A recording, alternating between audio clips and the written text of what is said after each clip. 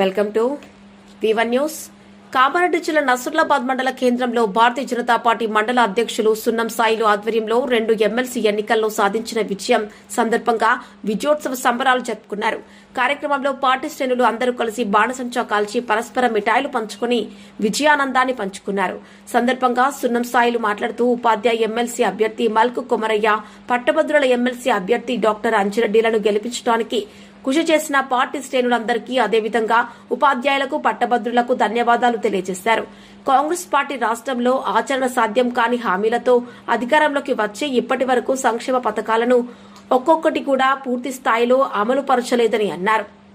MLC స్థానంలో ఓడిపోయినా మా పార్టీకి ఏం నష్టం లేదని ముఖ్యమంత్రి రేవంత్ రెడ్డి మాట్లాడారని విమర్శించారు.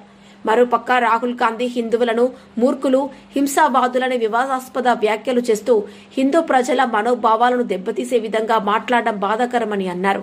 కాంగ్రెస్ పార్టీ జాతీయ అధ్యక్షుడు మల్లికార్జున ఖర్గే కుంభమేళాలో మునిగితే ప్రజలు చేసిన పాపాలు పోతాయా అని మాట్లాడటం వారి విఘ్నతకే వదిలేస్తున్నామని అన్నారు.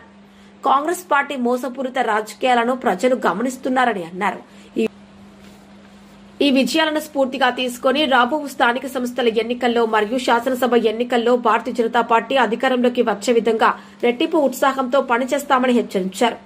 కార్యక్రమంలో జిల్లా ఓబీసీ మోర్చా జిల్లా కార్యవర్గ సభ్యులు వడ్ల సతీష్, మండల అధ్యక్షులు అనుసూరి శ్రీనివాస్, దళిత మోర్చా మండల అధ్యక్షుడు శేఖర్, సీనియర్ నాయకులు గంగాధర్ గుప్తా, అరిగె నారాయణ, అనిల్ గుప్తా, రవి, డాక్టర్, బూత్ అధ్యక్షులు కందిపెద్ద మల్లేష్, ఉల్లెంక గోపి, మనూర్ సాయిలు, పవన్, శేఖర్, సీను, రామ్ గోపాల్ రెడ్డి, కొప్పుల సాయిలు, రాఘవ, కార్యకర్తలు తదితరులు పాల్గొన్నారు.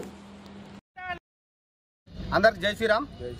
భారతీయ జనతా పార్టీ బలపరిచిన 2 ఎమ్మెల్సీ అభ్యర్థులు, ఉపాధ్యాయ ఎమ్మెల్సీ అభ్యర్థి మల్క కొమరయ్య గారు, పట్టభద్రుల అభ్యర్థి డాక్టర్ అంజిరెడ్డి గారు. వారిని ఉపాధ్యాయులు, పట్టభద్రులు, నిరుద్యోగులు, ఉద్యోగులు, యువకులు, మరి భారతీయ జనతా పార్టీ కార్యకర్తలు ఈ గెలుపుకు సహకరించి అందరికీ పేరు పేరున ధన్యవాదాలు. మరి ఈ ఎమ్మెల్సీలతోని గెలిచినా ఓడినా మాకేం ఒరిగేది లేదని మన ముఖ్యమంత్రి రేవంత్ రెడ్డి గారు అంటాడు, మళ్ళీ పైసలు పడిచేది పంచుతారు. మరి రాహుల్ గాంధీ గారేమో హిందువులు మూర్ఖులు, హింసావాదులు, ఆర్ఎస్ఎస్లు మా పార్టీలు ఉంటే వెళ్ళిపోండి అని రాహుల్ గాంధీ గారు అంటారు. మరి అలా జాతీయ అధ్యక్షుడు, కాంగ్రెస్ జాతీయ అధ్యక్షులు మల్లికార్జున ఖర్గే గారు కుంభమేళాలో మునిగితే పుణ్యాలు పోతాయా, పాపాలు పోయి పుణ్యాలు వస్తాయా, మరి ఉన్నోళ్ళు పోయి లేనోళ్ళు అవుతారా అని ఏలన చేస్తారు. మన హిందువులని యాడికి పోయినా ఏలన చేసి మాట్లాడము, చిన్న చూపు చూడడము. మరి ఆ కాంగ్రెస్ పార్టీలో ఉన్న హిందువులకు మరి ఇవి ఇంటే బాధ అనిపించే లేదా? మరి ఇప్పుడు మొన్న ఢిల్లీలో వీళ్ళ మాటలకు భారతీయ జనతా పార్టీని గెలిపించారు. ఇప్పుడు తెలంగాణలో కూడా ఎమ్మెల్సీ అభ్యర్థులని భారతీయ జనతా పార్టీ అభ్యర్థులను 2 గెలిపించారు.